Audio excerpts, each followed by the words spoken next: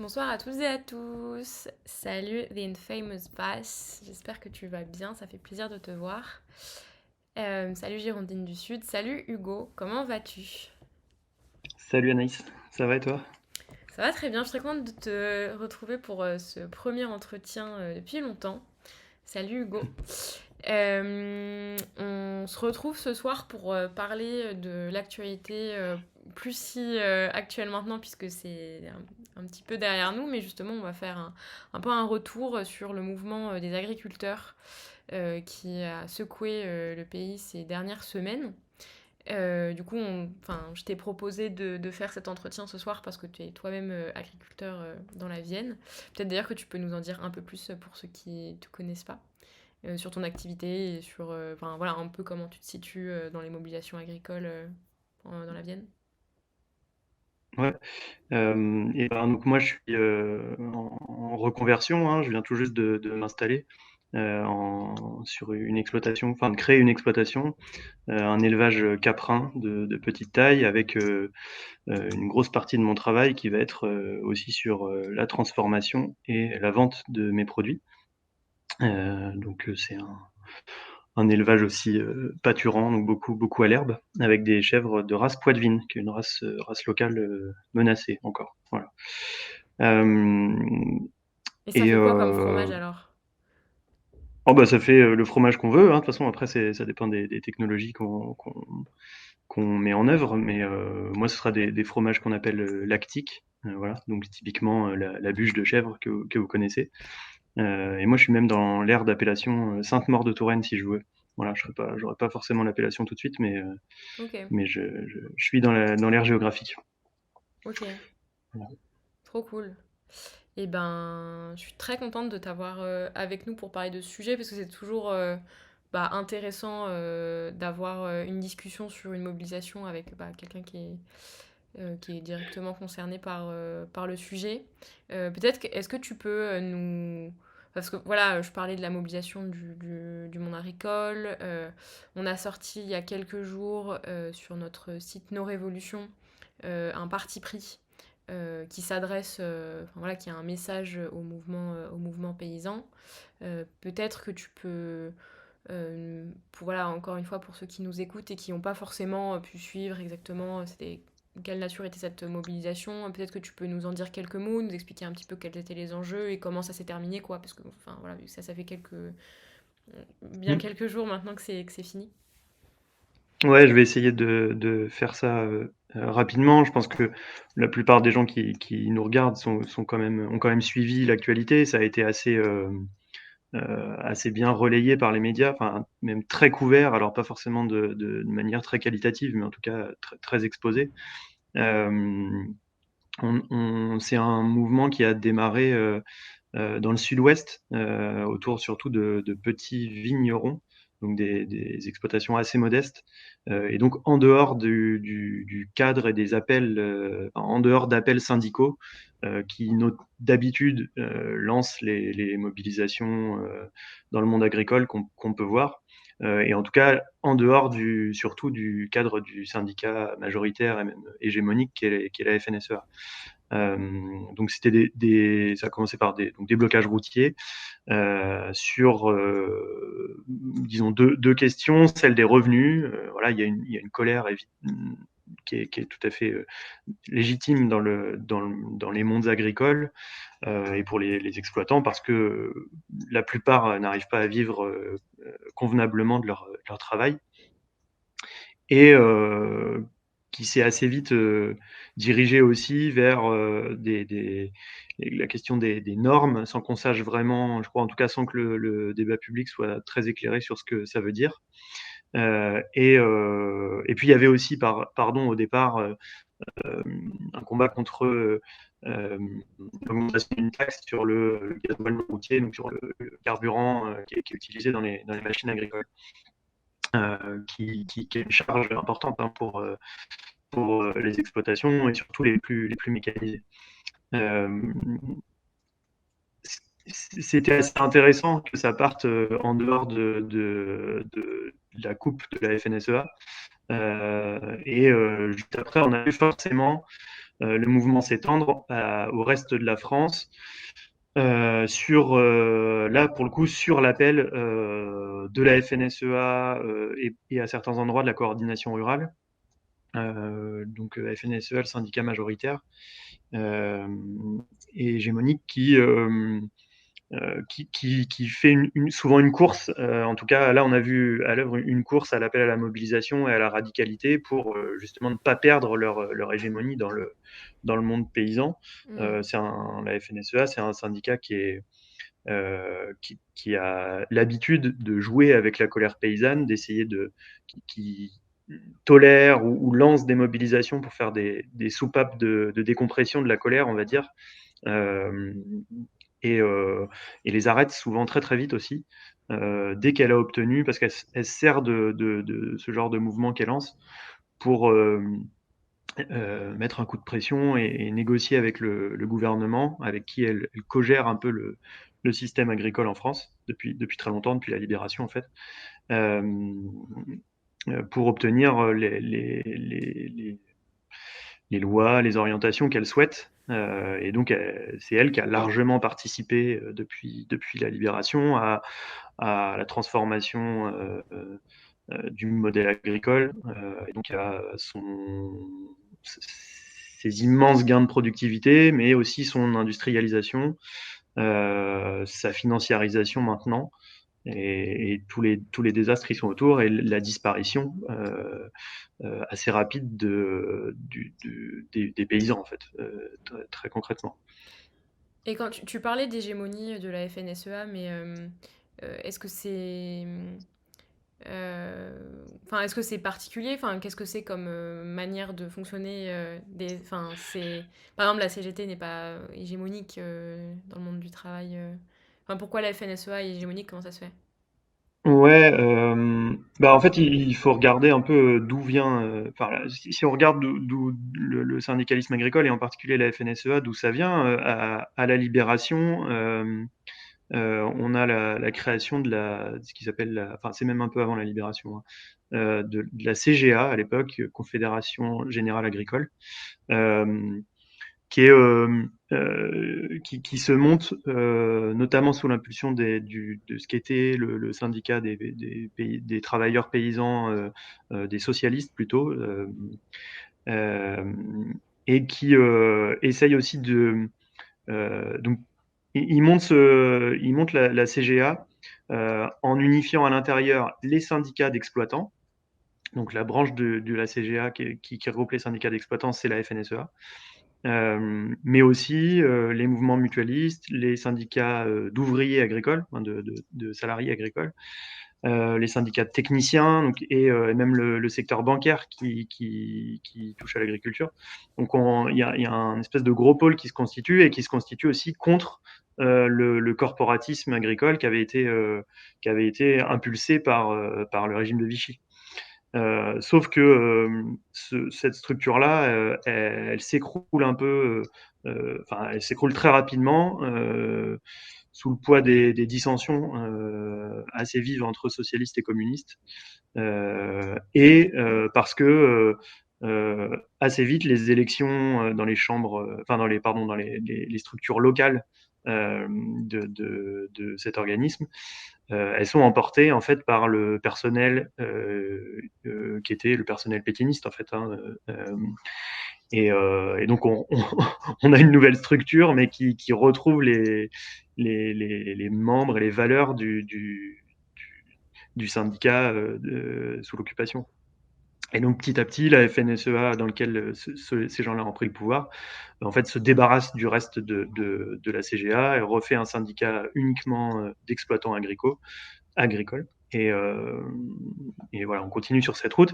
Et en fait, par contre, elle a conservé le truc de cogestion où au départ, la CGA, un de ses fondateurs et un de ses grands dirigeants est ministre de l'Agriculture à la Libération, quoi. C'est un socialiste. Voilà. Euh, et en fait, on a gardé cette habitude-là en France où le syndicat, pendant un temps unique et en tout cas largement hégémonique, est très proche du ministre de l'Agriculture, quels que soient les gouvernements, soit est très proche, soit l'est lui-même, ou alors il y a des allers-retours. Il y en a qui étaient présidents de la FNSEA, qui deviennent ministres. Voilà. Donc c'est pour ça qu'on est dans cette situation. Voilà. OK. Et ce syndicat-là, il tient aussi les structures locales et nationales, les structures importantes du pouvoir agricole, on va dire. Et en tout cas, il a des places très importantes par exemple, dans les SAFER qui interviennent sur les ventes des terres agricoles, dans les CDOA, comités départementaux d'orientation agricole, ça c'est ceux qui donnent les autorisations d'exploiter les terres ou qui donnent aussi qui interviennent pour le don de la dotation jeunes agriculteurs, donc pour les installations. C'est lui qui détient la majorité des chambres d'agriculture départementales dans le pays. Les chambres d'agriculture, c'est l'accompagnement technique, c'est la représentation politique des agriculteurs auprès des pouvoirs publics, c'est l'information sur Mmh. l'accès aux aides, c'est le point d'entrée pour les installations et la transmission des exploitations. Donc, euh, voilà, on a vraiment un syndicat qui a beaucoup de pouvoir. Mmh, ouais, enfin, limite, si tu lances ton exploitation, tu obligé de passer par, Alors la ouais, FNSEA, quoi. ça donne que d'une part, il est assez logique et dans la culture, en fait, quand on est agriculteur, de faire partie de sa FDSEA, quoi. Il y a des endroits où c'est à peu près, c'est comme ça, quoi, de génération en génération, on est adhérent à ce truc-là, c'est le syndicat. Et puis aussi, bah, forcément, avec beaucoup de pouvoir, il peut se permettre de mettre une grosse pression, quoi. Il vaut mieux être bien vu de la FDSEA pour avoir accès à ce dont on a besoin, quoi. Voilà. Mmh, et du Ça, coup, ça peut coûter cher de s'opposer mmh, publiquement à la FNSEA. ouais. Et la Confédération paysanne, à côté de ça représente quoi? Enfin, c'est quoi le Ouais, rapport? à côté de ça, il y a quand même des syndicats Ouais, différents. ouais. Du côté des syndicats les progressistes, on va dire, il reste la Confédération paysanne et le MODEF. Alors le MODEF, c'était le syndicat plutôt des communistes, hein, qui se crée, qui est une scission de la FNSEA en fait, euh, qui est aujourd'hui quand même pas loin d'avoir disparu, qui existe plus beaucoup dans beaucoup de départements. Chez moi, par exemple, il y a pas un seul adhérent du MODEF qui est actif, qui est en activité professionnelle. Il n'y a que des retraités. Et c'est un syndicat qui fait aujourd'hui 2%, je crois, Mmh. qui est pas représentatif. Euh, et la Confédération paysanne, qui est, si on regarde leurs revendications, ils sont quand même sur des bases assez proches, mais ils ne sont pas créés de la même manière. C'est un syndicat beaucoup plus jeune qui est créé dans la fin des années 80, en opposition justement à la politique productiviste de la FNSEA et aussi contre le libre-échange. Euh, c'est la fusion de plusieurs petits syndicats de paysans travailleurs, dans le cadre aussi, enfin, c'est un syndicat qui se monte aussi dans le déclin du MODEF, hein, avec le recul Mmh. de l'influence communiste dans la société en France, le MODEF y échappe pas. Mmh. Euh, Là où à une époque, il a quand même concurrencé la FNSEA dans plusieurs départements, hein. OK. Et donc la Confédération paysanne atteint est stabilisée, on va dire, depuis quelques années autour d'une vingtaine de pourcents dans les élections des chambres d'agriculture. OK. Ce qui en fait la deuxième force à égalité avec la coordination rurale, qui est encore un truc différent que je mets pas dans les progressistes, même si, au départ c'est quand même un truc fondé plutôt sur des aspirations progressistes, en tout cas de contestation de l'ordre établi, et où il y a des progressistes dedans, il y a des gens du MODEF, il y a des gens de la Confédération paysanne, parce que au départ ils créent pas un syndicat, ils créent justement une coordination de différents syndicalistes, machin, pour une lutte précise. Et puis, petit à petit, ça a glissé quand même vers un truc assez fortement identitaire et anti-norme, justement. et qui maintenant est un syndicat, se présente aux élections, fait aussi une vingtaine de pourcents, qui est un truc un peu poujadiste, quoi, on pourrait dire. Je Mmh. sais pas. OK. Donc très libéral et alors par contre, qui engage une lutte de pouvoir avec la FNSEA, hein, mais avec aujourd'hui des lignes politiques qui se ressemblent quand même, hein, qui se ressemblent quand même assez fortement. Disons que là, quand on entend des critiques du libre-échange de la part de la coordination rurale, c'est pas des critiques qui visent l'internationalisme, quoi. Voilà. Euh, Mmh. Et du coup, tu parlais tout à l'heure, bon, tu as parlé bien sûr des salariés agricoles. ouais. Évidemment, il y a les exploitants qui voilà, possèdent leurs terres et les cultivent, mais sans forcément avoir d'ouvriers agricoles comme salariés. Il y a aussi les gros exploitants qui concentrent une grosse majorité des terres. En fait, quand on parle des agriculteurs, c'est des réalités qui sont très très diverses pour le coup. Ouais. Et enfin, ouais, pareil, dans cette mobilisation, qu'est-ce que tu penses que ça a montré un peu de la diversité des réalités paysannes et ce que ça signifie, quoi? Ben, je crois justement que c'est quand je disais tout à l'heure, les mobilisations, elles ont été largement couvertes, mais pas de très bonne manière, je trouve. Parce que justement, alors là, on commence un peu à le voir avec, au contraire, avec notamment la Confédération paysanne qui a continué les mobilisations, qui a pas lâché quand le gouvernement a fait quelques annonces qui est en faveur des plus gros et qui vont consolider le modèle tel qu'il est. Ça a donné un peu de la voix à ceux qui proposent des alternatives et aux progressistes, et ça a montré qu'il y avait de la diversité dans le monde agricole, alors que au début de la mobilisation, on avait l'impression que euh, c'était le mirage de ce qu'on appelle l'unité organique du monde agricole, quoi. Alors que en réalité, c'est bien des mondes agricoles bien différents. On peut le voir au niveau des revenus, avec des gens qui vivent pas du tout de leur métier et des gens qui peuvent être très très riches. Je pense à des très gros céréaliers de la Beauce qui vont être très riches. Il y a de grosses réalités différentes sur selon le type de production qu'on fait. Je reprends entre un céréalier et un éleveur, on va pas être sur le même genre de métier en réalité, hein, où d'un côté on a de l'astreinte quotidienne et un autre métier où en réalité plusieurs mois par an la charge de travail diminue très fortement et où si on veut prendre un week-end, eh ben on prend un week-end. Voilà, c'est pour illustrer, mais on est sur des types de production différentes, sans parler encore du maraîchage, de la culture de la vigne, c'est des métiers très différents. À l'intérieur de ces métiers-là, il y a tout un éventail de pratiques différentes aussi. Euh, Entre deux élevages, un élevage pâturant où une grosse partie du travail est de gérer les prairies et de mettre les animaux à l'herbe. Et de l'autre côté, un élevage hors sol je sais pas quoi, une ferme de 1000 vaches. Bon, on n'est pas du tout sur le même métier, ni les mêmes réalités.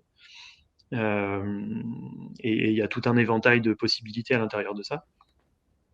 Euh, c'est sans parler non plus des conditions pédoclimatiques, donc de l'endroit où on se trouve, de quel sol on dispose pour faire ses cultures, ou de quel climat on dispose.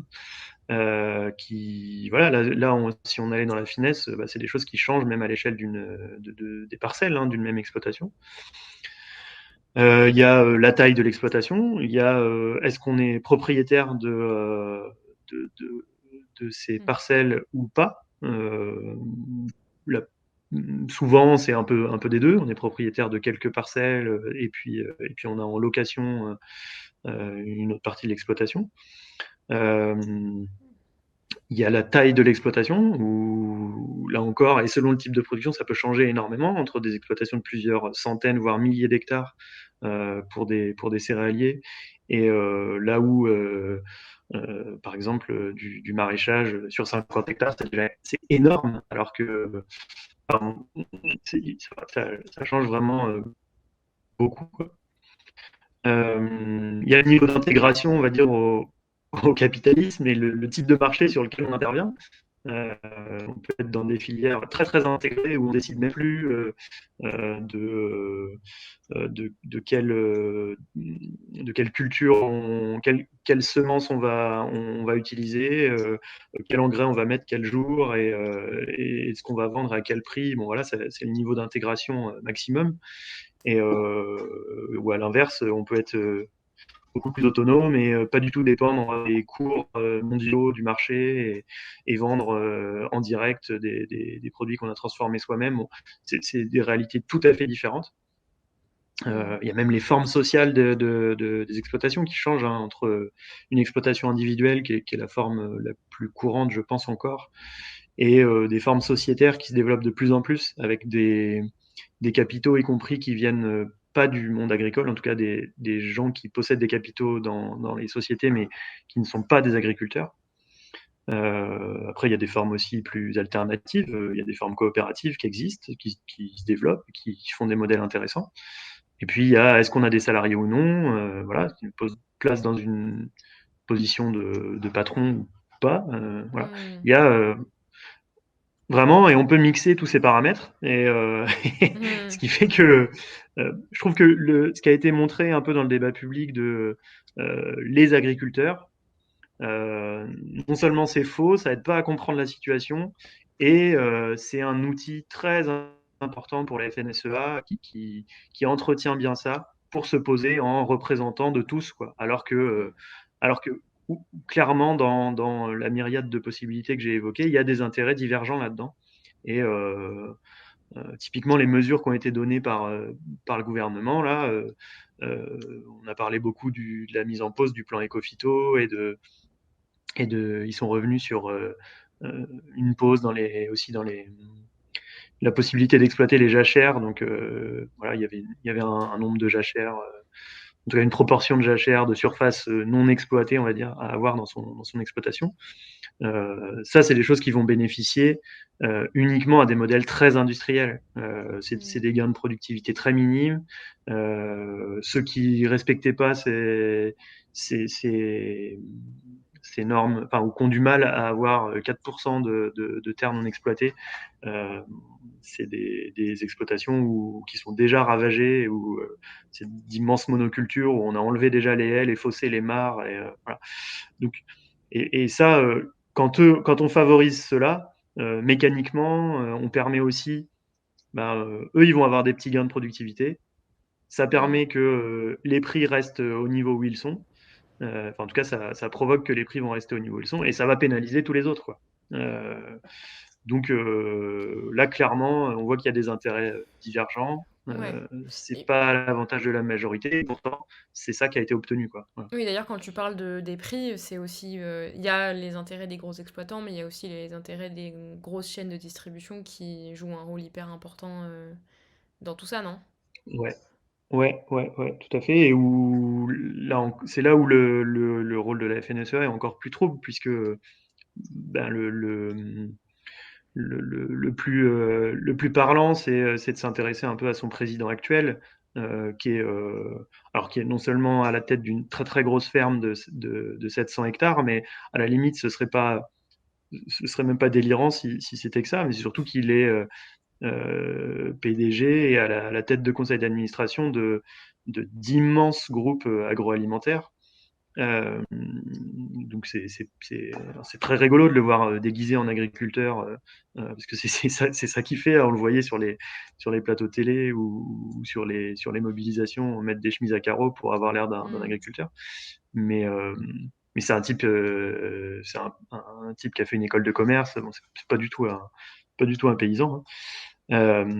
Et donc là, ça veut dire que le type qui est censé représenter les agriculteurs, et en fait, lui bénéficie direct, enfin, est celui qui les exploite, quoi, qui exploite leur Mmh. travail et qui capte la valeur de leur travail en augmentant ses marges et en faisant pression sur les prix. Donc, Oui, oui. parce qu'il possède directement les entreprises de la collecte des produits et de la transformation des produits, quoi. Mmh mh. Oui. Bah, du coup, on a bien vu que la FNSEA, il y a pas trop de doute sur, de quel côté son allégeance, va. Enfin, voilà, c'est l'intérêt des gros propriétaires, des grands groupes de distribution et cetera, enfin des capitalistes, quoi. Mais du coup, bon, la FNSEA reste quand même hégémonique de ce que je comprends et les autres syndicats qui potentiellement, peuvent être, plus progressistes, ils ont un poids qui est bien moins important. Du coup, ma question, c'est quoi leur difficulté et qu'est-ce qui les limite dans leur progression? Est-ce que c'est juste que les agriculteurs sont désintéressés, enfin, enfin, en gros, on décidé que voilà, les syndicats, de toute façon, ils ne les représentaient pas, vu que la FNSEA ne les représente pas, il n'y en a aucun qui peut les représenter? Ou, enfin, est-ce que c'est des contradictions qui sont plus propres à ce que revendiquent ces syndicats? C'est quoi un peu les raisons?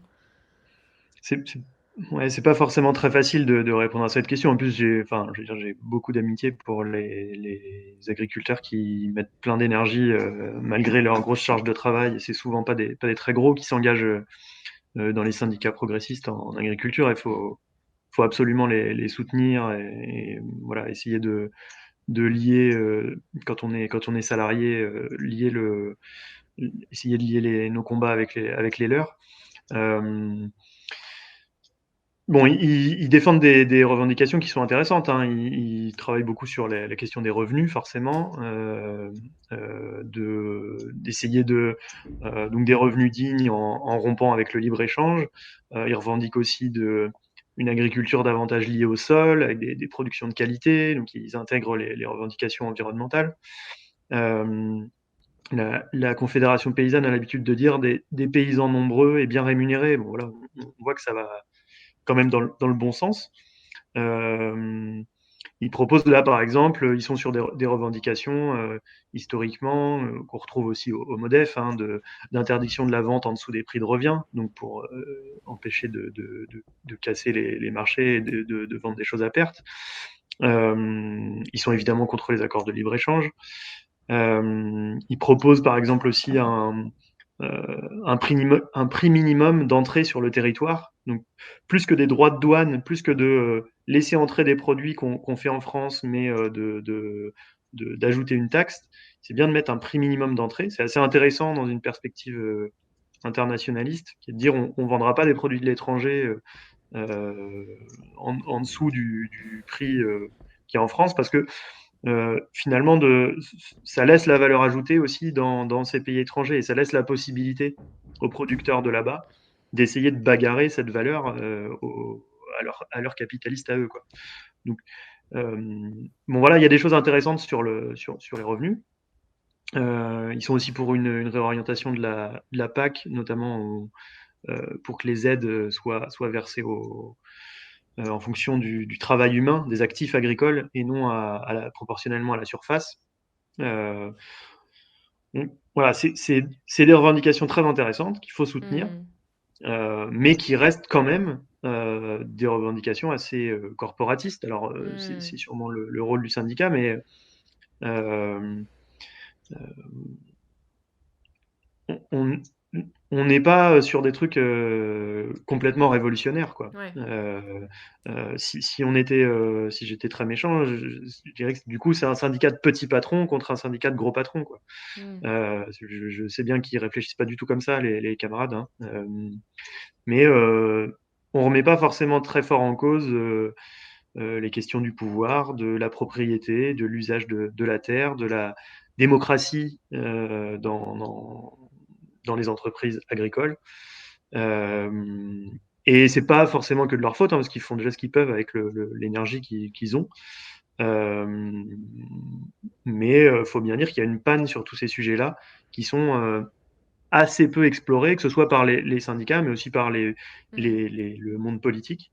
Euh, alors que c'est des choses qui ont été explorées, je crois, avant-guerre par des paysans travailleurs. Donc il y aurait sûrement du travail, des choses à faire, à aller chercher de ce côté-là. Hmm. Parce que bah, justement, le nom de notre émission C'est quel autre modèle agricole? Bon, tu as commencé un peu à aborder cette question avec les revendications des syndicats paysans qui sont, voilà, en tout cas, que tu estimes qui sont pas forcément à la hauteur des défis euh, que, doit, que doit relever ce monde-là. Euh, Ça veut dire, enfin, par exemple, l'agroécologie, ça correspond à quoi? Enfin, quand on te parle d'un autre modèle agricole possible, toi, de ton point de vue, tu penses à quoi? C'est quoi un peu les débats qui t'intéressent et auxquels tu participes? Ouais. Sur, enfin, pour essayer de donner une idée de ce que peut être un autre modèle agricole, euh, le mot agroécologie, il est très bien. Et, enfin, en tout cas, on l'entend beaucoup. Il est aussi beaucoup utilisé par tout le monde maintenant. Ça sert de marque un peu. C'est un peu. On va faire la transition agroécologique, comme on a fait, comme Hmm, on dit, on va faire la transition énergétique. Sans rien. Les gens de droite disent ça aussi, sans rien remettre en cause du système, quoi. Donc, hmm, bon, on peut, mais ça vaut le coup quand même d'aller voir ce que ça veut dire déjà en termes de pratique en agriculture. Hein. C'est quand même, sur le principe, c'est de rompre avec la recherche de la productivité maximale, mais plutôt de chercher le plus de rendement possible avec le moins d'intrants possible. Donc le moins de produits qui viennent de l'extérieur de son exploitation. Les intrants, ça peut être de l'eau, ça peut être du carburant, évidemment, des phytosanitaires, des engrais, notamment chimiques. Bon, voilà. Et donc de réussir ça en s'appuyant en s'appuyant très fort sur les processus naturels, les processus écologiques. Euh, donc j'aime bien le terme un peu qui dit c'est une agriculture euh, écologiquement intensive ou intensivement écologique, si on veut. Ça veut dire que c'est aussi basé sur de la science. Hein, quand on parle d'écologie, là, c'est de l'écologie vue comme la science, c'est-à-dire on sait comment le vivant fonctionne et comment le vivant interagit. Et on essaye d'utiliser ces mécanismes-là pour les faire fonctionner le mieux possible au service évidemment, on cherche une production alimentaire, mais on s'aperçoit vite que en mettant en œuvre ces processus, en lançant ces cercles vertueux du vivant, on a plein de sous-produits, on pourrait dire, plein de conséquences, plein d'externalités positives et qui viennent renforcer le cercle vertueux. Euh, il y a donc on s'appuie beaucoup sur. L'idée, c'est de s'appuyer beaucoup sur la biodiversité et enfin, faire fonctionner la biodiversité et notamment celle des sols, hein, des sols vivants. Et donc dans d'éviter le travail excessif, intensif du sol, le labour, hein, pour parler clairement, et d'éviter aussi beaucoup de biocides dans le sol, pour justement trouver toute la place dans le sol à ce qui fait les sols, c'est-à-dire des bactéries, des champignons et des racines, et que c'est ça qui va faire la fertilité pour les cultures.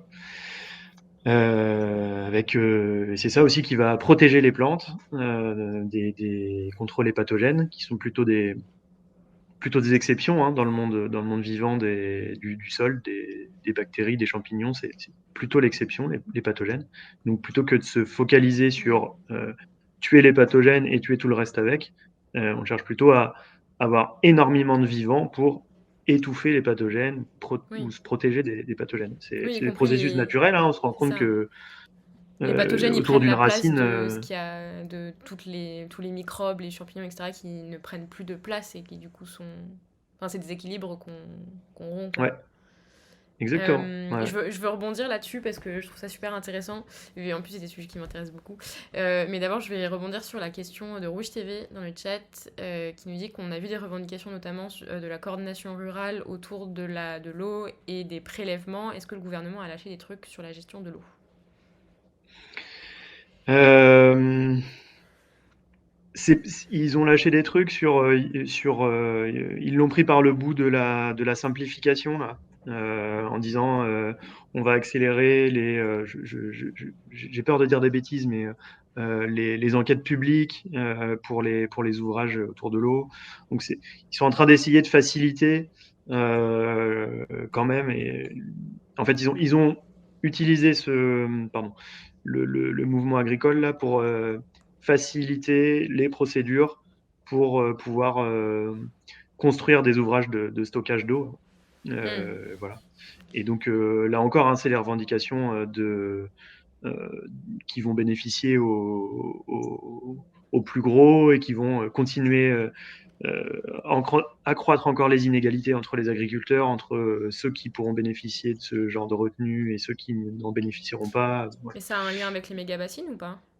Oui, oui, clairement, Oui, ça a un c'est lien avec ça. les méga-bassines,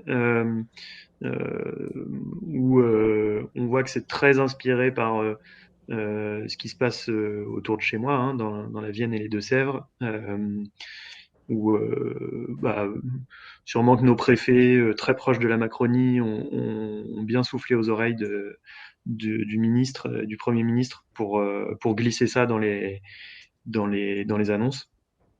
Voilà, parce qu'ils sont quand même bien embêtés jusqu'ici pour, euh, pour construire leur méga bassine et pour obtenir les financements publics pour ces ouvrages-là, parce qu'il y a une forte résistance citoyenne et paysanne d'ailleurs de la part de la Confédération paysanne.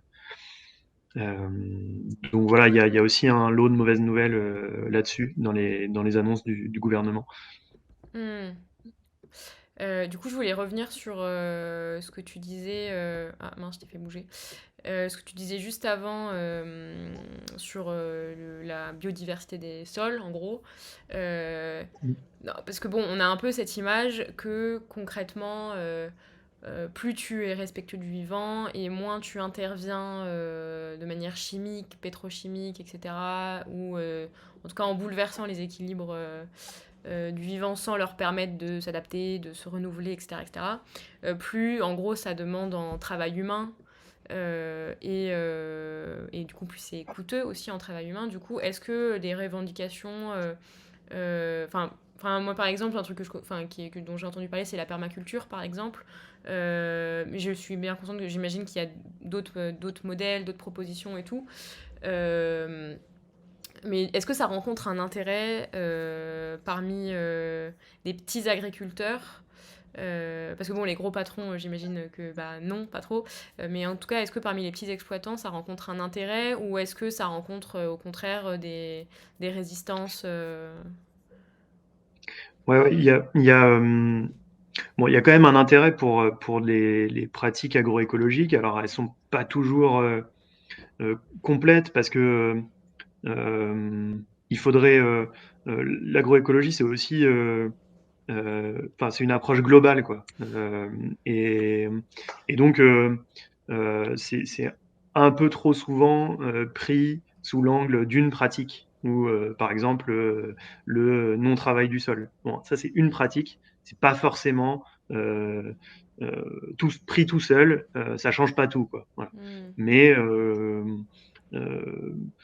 donc il faut l'intégrer dans un système plus global. Euh, et donc, oui, ça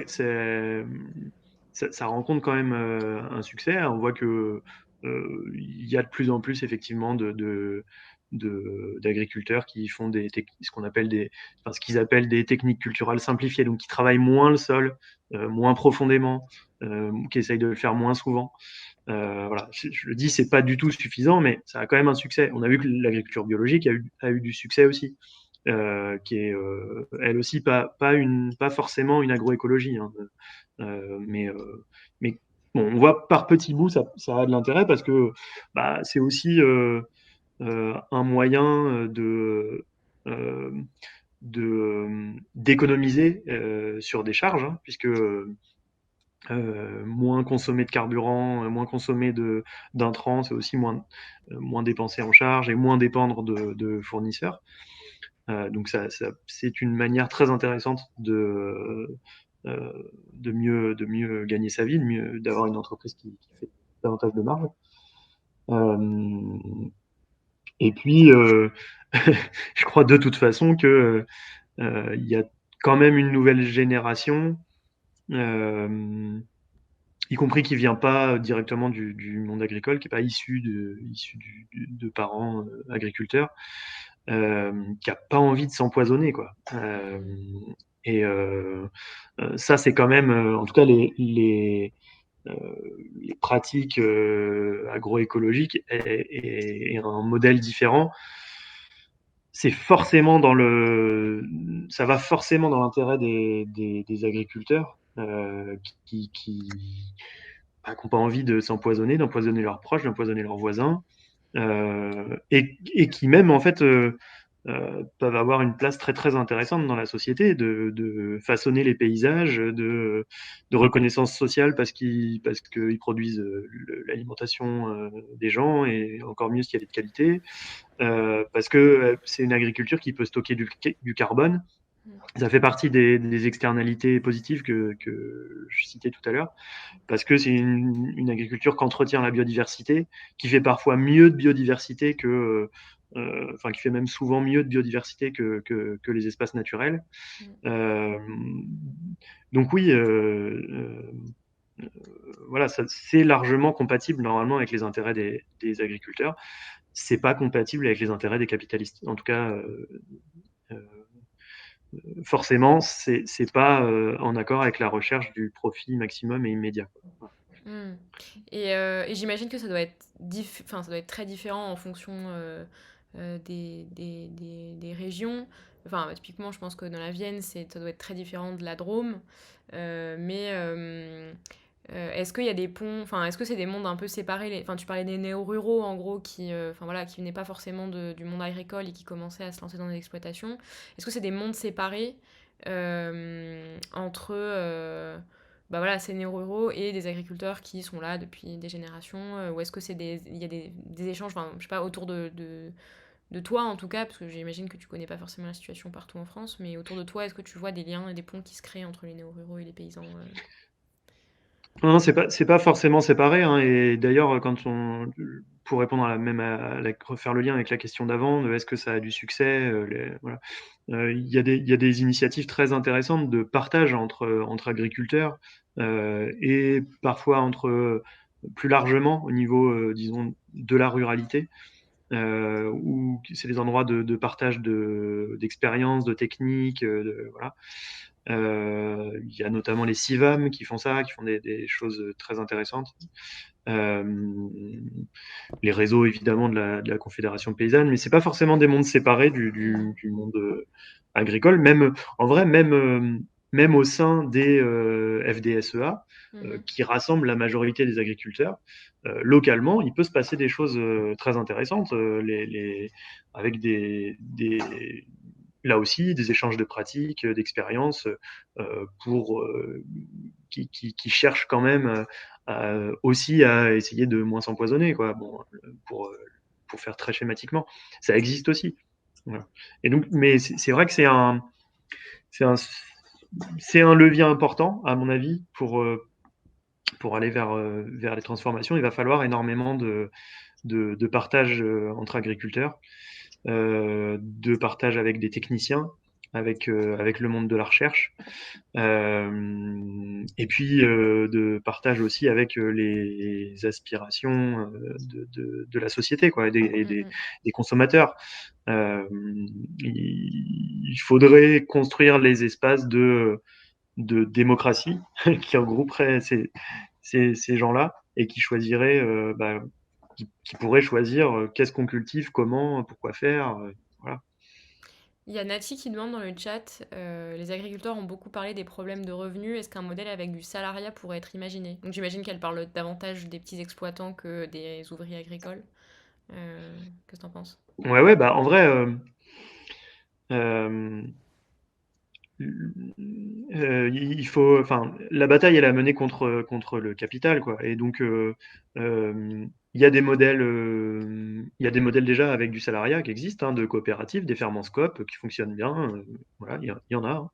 Euh, euh, Il pourrait y avoir, je sais pas si c'est le modèle à rechercher, mais il pourrait y avoir des agriculteurs type fonctionnaires, hein, qu'entretiennent enfin, qui rendent un service d'utilité publique sur à la fois l'alimentation, mais aussi ce que je disais, l'entretien des paysages, la biodiversité. On pourrait le prendre sous cet angle-là. Je ne crois pas du tout qu'on en soit là, et je suis pas sûr que ce soit la perspective forcément la plus intéressante. Mais oui, oui, l'intérêt quand je dis il faut mener la bataille contre le capital, qu'est-ce que ça veut dire en positif? Ça veut dire qu'il faut socialiser, quoi. Il faut trouver un moyen de sortir la production, mais pas que la production, parce que c'est un secteur bien particulier. Il va falloir sortir l'investissement, les filières d'amont et d'aval, la distribution, la Mm, mm. transformation, essayer de sortir tout ça des griffes des capitalistes et donc les socialiser d'une manière ou d'une autre, hein, qu'il y ait une appropriation de ces choses-là. Et d'ailleurs, bah, du coup, je rebondis là-dessus. C'est aussi un des sujets qui ont été abordés dans le parti pris de nos révolutions dont je parlais au début, que vous pouvez lire sur notre site, notre message aux paysans en colère. On parle là-dedans de planification. Et donc, enfin là, à l'instant, tu parlais de socialiser les terres. Est-ce que, à ton avis, enfin, je me doute un peu de la réponse, mais j'aimerais bien savoir ce que t'en dis, quoi. À ton avis, est-ce que c'est possible, en gros, à la fois de répondre aux revendications paysannes et aux besoins réels des consommateurs, sans planifier à diverses échelles, du coup, la production agricole en France, bien sûr, et enfin, aussi plus largement en Europe. Bon, ça, c'est encore une autre question, mais voilà, est-ce que tu Mm. penses que c'est possible de faire ça sans planifier? Non, je pense pas. Enfin, après, tout dépend de ce qu'on met derrière planification, Hmm. mais moi, je le vois pas comme un Toi, truc tu mettrais rigide. quoi, Euh, justement, toi, tu mettrais mais quoi derrière planification? et ben, ce que je mets derrière planification, c'est un peu ce que je pense que c'est ce que je voulais dire tout à l'heure par de la démocratie. Hmm. Euh, et donc, il faut trouver les moyens et les espaces de faire exister une démocratie sur les choix des entreprises agricoles et, j'insiste, aussi les choix des entreprises en amont et en aval.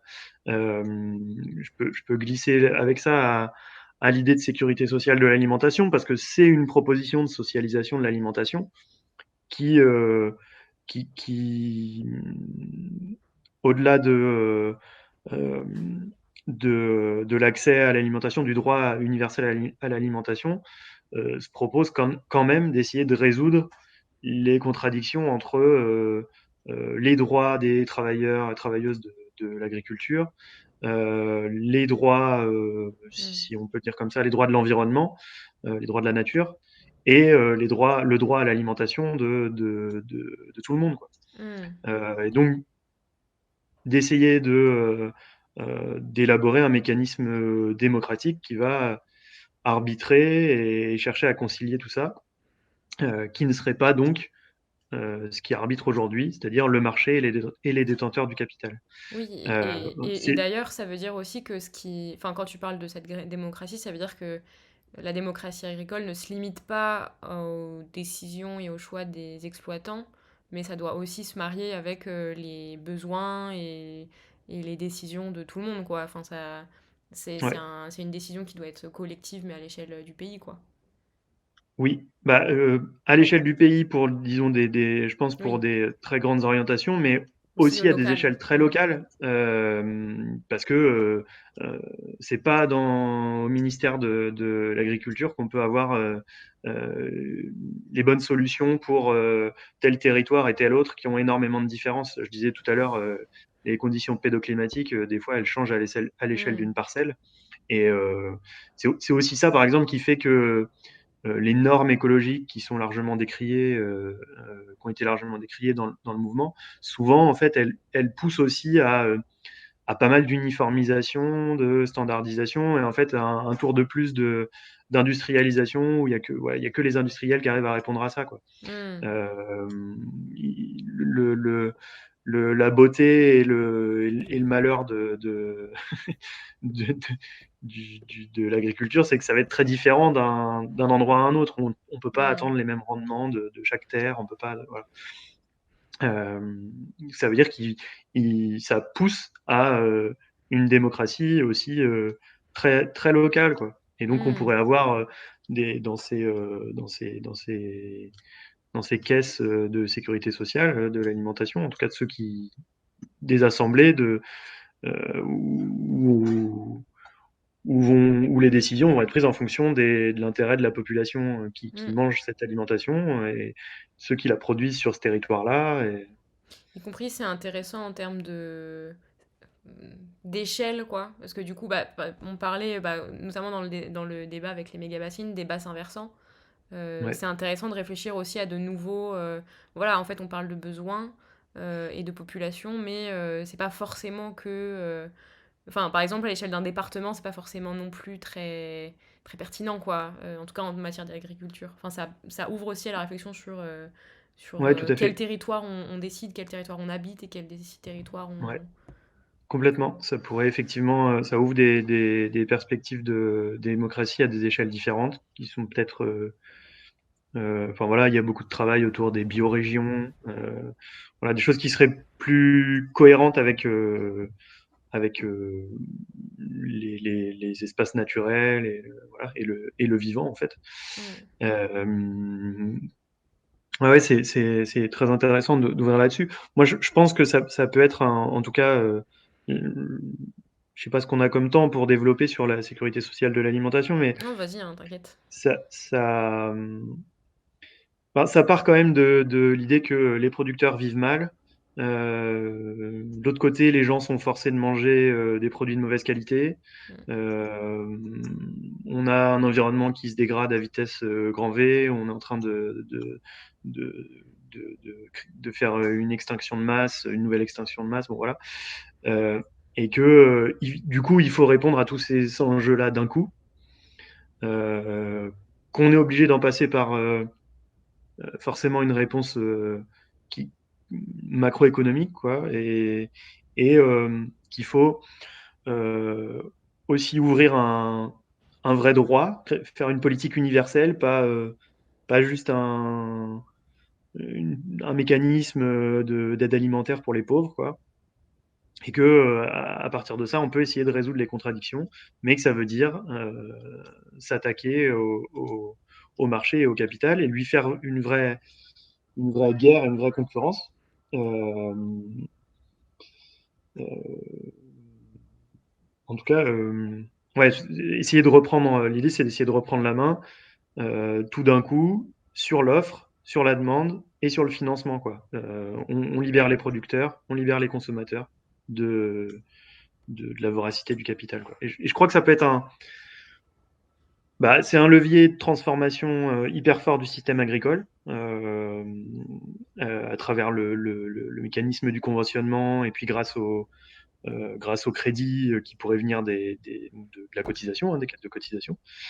Euh, et puis, je crois que c'est aussi, en fait, du coup, ça tape au bon endroit.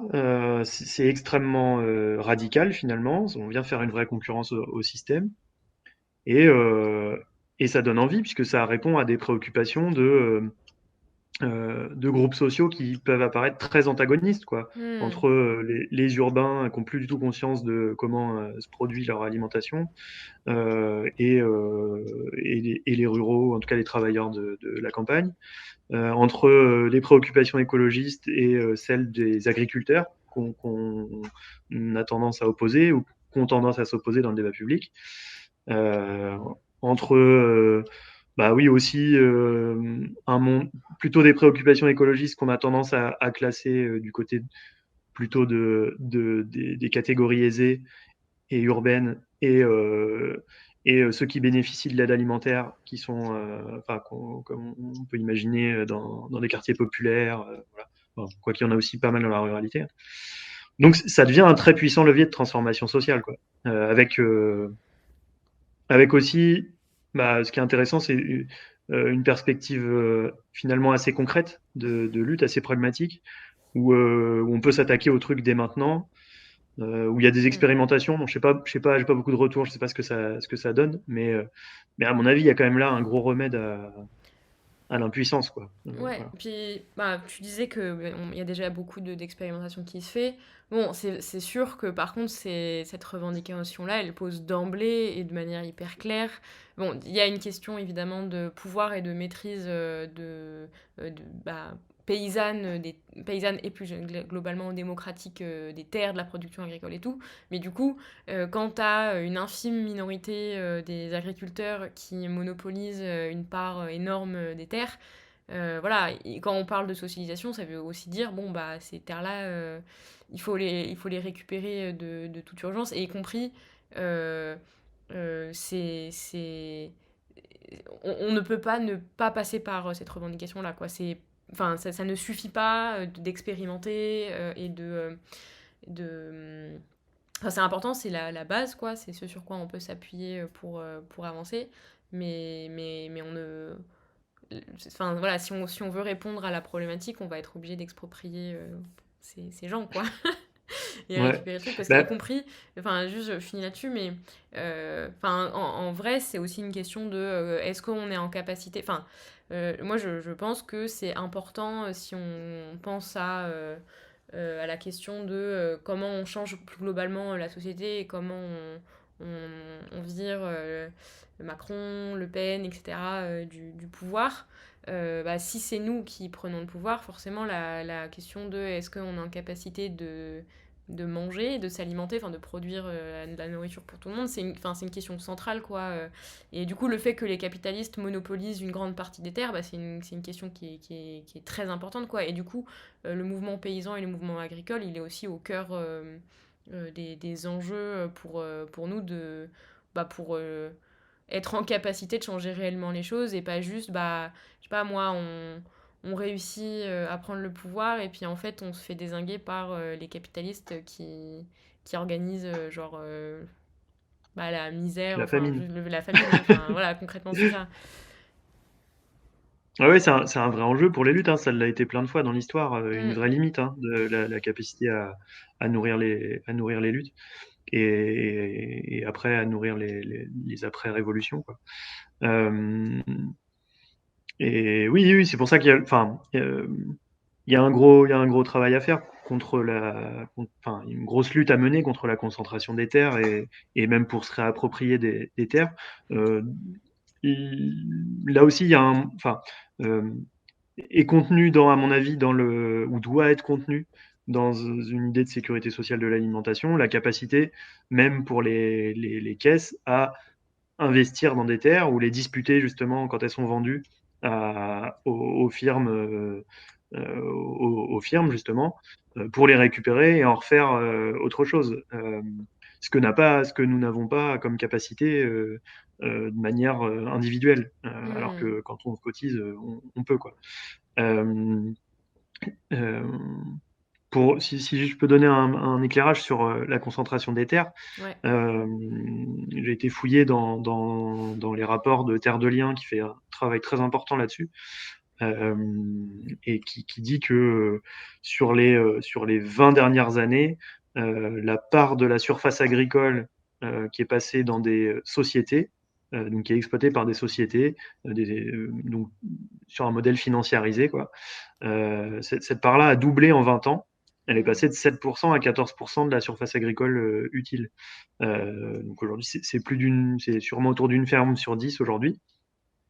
Donc là-dedans, ça veut dire que c'est des terres qui vont être oui, exploitées par en partie des non-agriculteurs, des gens qui ne sont pas sur les fermes, hein, qui ne vivent pas là, qui en cherchent juste.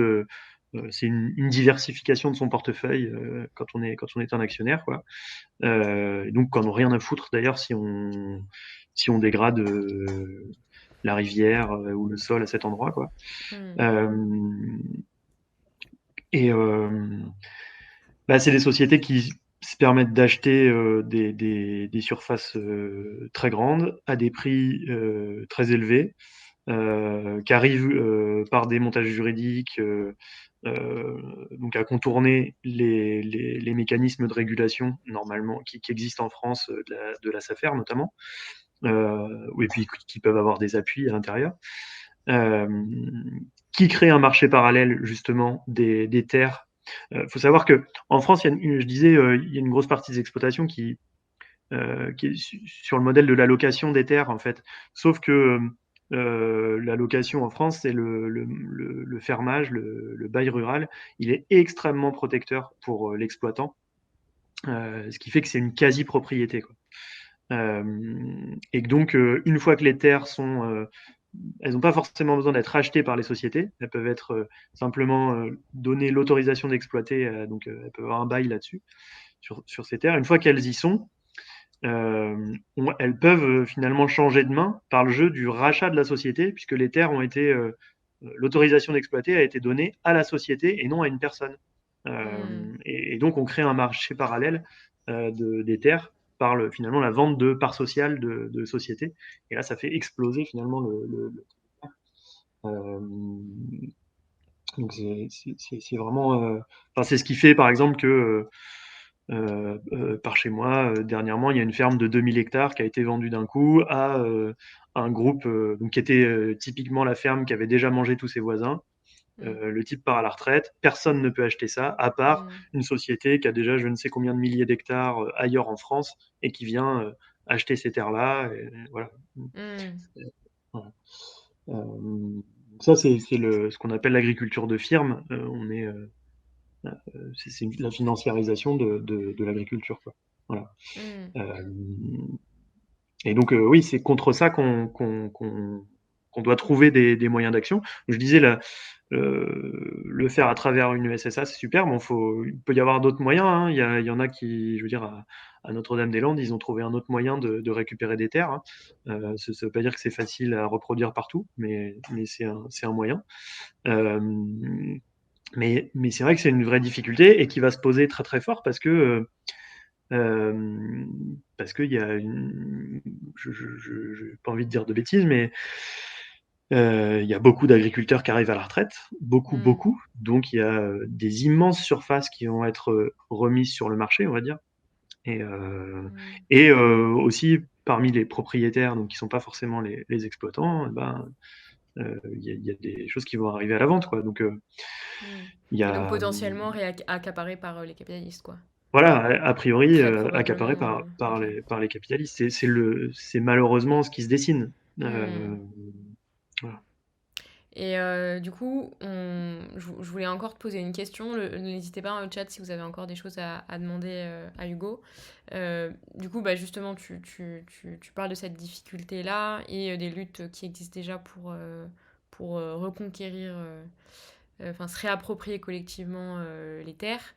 Est-ce qu'il y a des convergences dans ces luttes qui existent entre les travailleurs de l'agroalimentaire, entre les écologistes, entre les petits exploitants, les consommateurs, etc. Enfin, voilà, quelles sont les convergences qui existent déjà? Quels sont les obstacles? Et enfin, toi, quelles sont un peu les pistes que tu vois éventuellement, si t'en vois? Ouais, il y a des.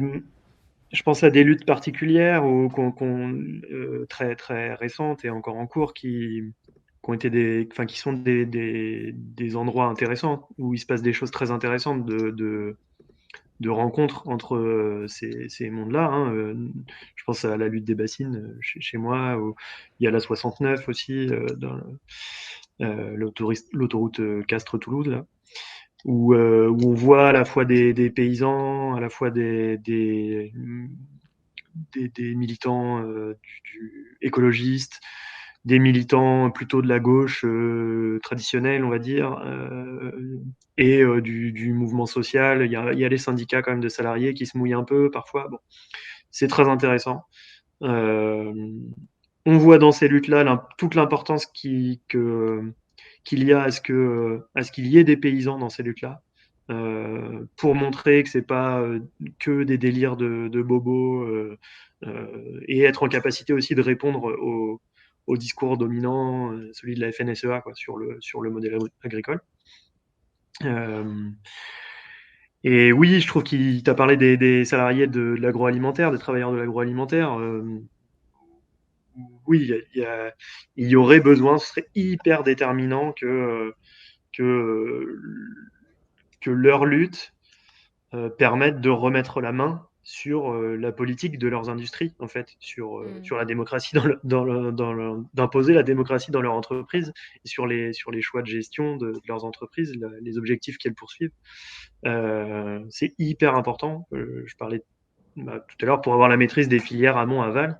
Et donc, ça veut dire qu'il faut que ces salariés-là arrivent à emporter des victoires, et pas seulement des victoires sur des meilleurs salaires, quoi. Voilà. Mais qu'il y ait des volontés de prendre le pouvoir dans ces entreprises-là. Mmh mh. J'ai pas de leçons à leur donner, hein, je sais Mmh. pas vraiment comment on fait, mais, mais c'est hyper important, et en tout cas, les espaces où on peut, que sont les luttes que j'ai citées, où on peut toucher un peu du doigt ces convergences à construire, et se dire qu'il y a besoin absolument de, voilà, d'arriver à faire se rencontrer ces mondes, ces luttes, et qu'elles se renforcent plutôt qu'elles se repoussent, quoi, ou qu'elles se chevauchent ou se regardent d'un air, enfin, sans se comprendre. Mmh. Voilà, elles sont intéressantes, et il faut les investir, il faut les développer. Super. Bah écoute, je te remercie beaucoup, Hugo. Je pense qu'il y a beaucoup de pistes dans tout ce dont on a parlé pendant maintenant bien bah, ouais, près une heure, un peu plus d'une heure. Bah, je remercie aussi le chat qui a été vachement force de questions et de propositions ce soir. Ça a fait grave plaisir. Et puis, je vous invite tous et toutes à partager le parti pris qu'on a du coup publié sur notre site nosrevolutions.fr, tout attaché.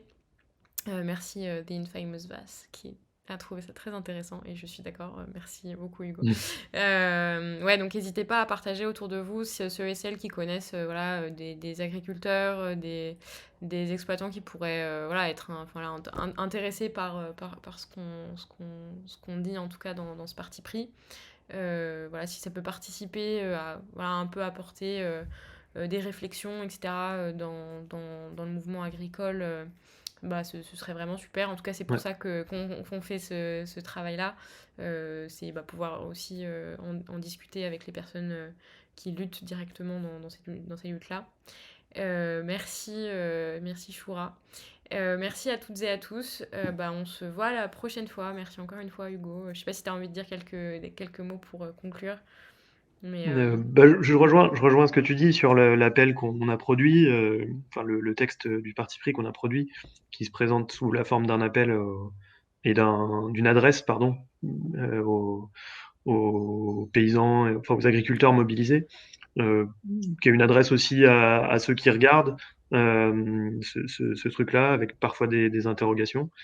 Euh, En tout cas, enfin, partagez-le, et n'hésitez pas à ouvrir la discussion autour de vous, parce que c'est dans des moments comme ceux-là où les oreilles sont attentives, mm, et où des lignes peuvent bouger, ouais, y compris chez voilà, là où il faut qu'elles bougent si on veut des victoires, c'est-à-dire parmi les agriculteurs mobilisés, là en ce moment mm, où mm. il faut qu'on arrive à les détacher des revendications et des intérêts de la FNSEA, quoi. Donc Sachant c'est le que moment d'y aller, mm, et, et effectivement,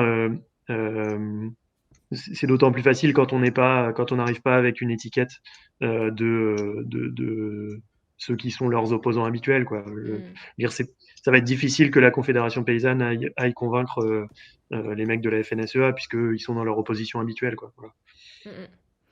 Oui, en plus, sachant que beaucoup de revendications des agriculteurs sont en lien avec les politiques de l'Union européenne et que ça va être les élections européennes. Donc, enfin, même si la mobilisation là est finie, les oreilles sont toujours normalement bien ouvertes et c'est important qu'on continue bah, voilà, de soulever ces débats-là. Pour ceux qui regardent sur YouTube, le lien du parti pris dont on parle depuis tout à l'heure sera en description. Donc voilà, mais vous pouvez en tout cas d'ores et déjà ceux qui sont en direct aller voir sur notre site nosrevolutions.fr.